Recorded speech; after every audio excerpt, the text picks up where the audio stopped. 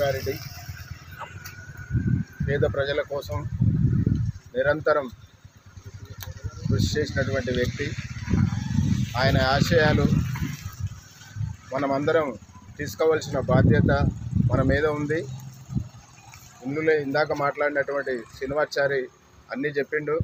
అదే ఆయనని ప్రతి సంవత్సరం గుర్తు చేసుకుంటూ ఆయన ఆశయాలను ముందుకు తీసుకుపోతామని ఆయనకు జోహార్లు అర్పిస్తున్నాను.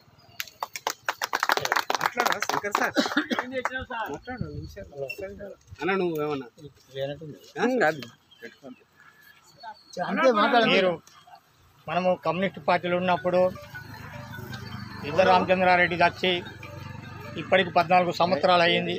7 సంవత్సరాలు అయింది. ప్రతి సంవత్సరం 15వ తారీఖు మనం ఆయనది కార్యక్రమం నడిపిస్తాం. పార్టీ కమ్యూనిస్ట్ పార్టీ ఎందుకంటే ఉన్నది కమ్యూనిస్ట్ పార్టీ లేదని కొంతమంది అంటారు, కానీ కమ్యూనిస్ట్ పార్టీ ఎక్కడ పోలేదు. కమ్యూనిస్ట్ పార్టీ పోయింది అంటారు కానీ వేరే ఊర్లల్లో. ఎందుకంటే తినమరిగిన పార్టీ రాదు కదా, ఇదేం తినని పార్టీ. దీనికి రావాలంటే భయపడతారు, ఎందుకంటే అందులో ఏం దొరుకుతుంది, ఏం దొరకదు. అవతల పోతే తింటానికి దొరుకుతుంది. అందుకని ఉన్నవారం అయినా గట్టితనంగా కమ్యూనిస్ట్ పార్టీలో మనం సత్తంత వరకు జీవితం గడపాలని కూడా నేను సెలవు తీసుకుంటున్నాను. మీ అందరికీ నాకు నమస్కారం.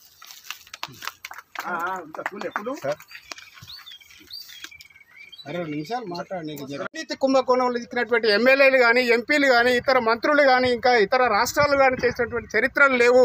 అందుకనే ఈరోజు ప్రపంచంలో కానీ దేశంలో కానీ మేధావులు ఆలోచిస్తూ ఉన్నారు. ఈ దేశం ప్రమాదంలో పడిపోతూ ఉన్నది, మత చిచ్చులో పడిపోతూ ఉంది. దేశానికి స్వాతంత్రం వచ్చి 75 సంవత్సరాల కాలం అయిపోతున్నా కూడా పేదలు ఆశించినటువంటి ఆశలు రావట్లేదు. ఇంకా దరిద్రం, నిరుద్యోగం, నిరుపేదలు మిగిలిపోతూ ఉన్నారు. అందుకనే దోపిడీ పెరిగిపోతూ ఉంది, కుంభకోణాలు పెరిగిపోతూ ఉన్నాయి. వీటన్నిటికి పోవాలంటే కేవలం కమ్యూనిస్ట్ పార్టీలు వస్తే తప్ప ఈ సమస్యలు పరిష్కారం కావు, పేదల సమస్యలు పరిష్కారం కావనే ఉద్దేశంతో ఆ రోజు రామచంద్రారెడ్డి గారు ఈ ప్రాంతానికి, గ్రామానికి పార్టీని తీసుకొచ్చినటువంటి చరిత్ర రామచంద్రారెడ్డి గారికి ఉన్నది. అందుకని ఇంత మంచి పార్టీని తీసుకొచ్చినట్టు వారికి వారి ఈ వర్ధన్ సభ సందర్భంగా సంతాపాన్ని తెలియజేస్తూ వారి ఆశయాలను మనం అంతా ముందుకు తీసుకోవాలని కోరుతూ సెలవు. సిపిఎం పార్టీ శాఖ సభ్యులకు, జిల్లా కమిటీ సభ్యునికి శ్రీనివాచారి మరియు ఇతరుల అందరికీ నా యొక్క అభిప్రాయాభివందనాలు. ఈరోజు రామచంద్రారెడ్డి గారి యొక్క వర్ధంతి 7 కంప్లీట్ అయ్యి 8వ వర్ధంతికి ఇచ్చేసినటువంటి అందరికీ మరొకసారి ధన్యవాదాలు.